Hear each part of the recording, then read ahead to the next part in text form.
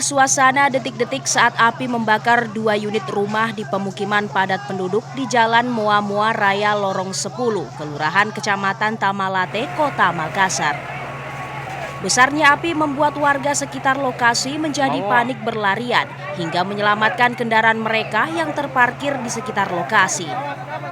Sebagian warga juga terlihat memadamkan api dengan alat seadanya agar tidak merembes ke rumah sebelahnya.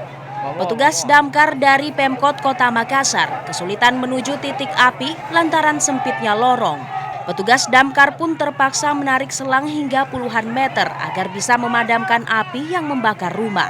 Beruntung tidak ada korban jiwa dalam peristiwa kebakaran ini. Petugas kepolisian dari Polsek Tamalate yang ada di lokasi telah melakukan pengamanan untuk mengantisipasi hal-hal yang tidak diinginkan.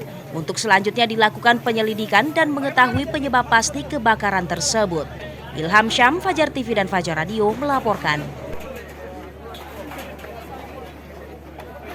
Terima kasih telah menonton. Jangan lupa subscribe, like, comment, and share. Saksikan terus informasi terbaru dengan menekan tombol lonceng hanya di channel Fajar TV.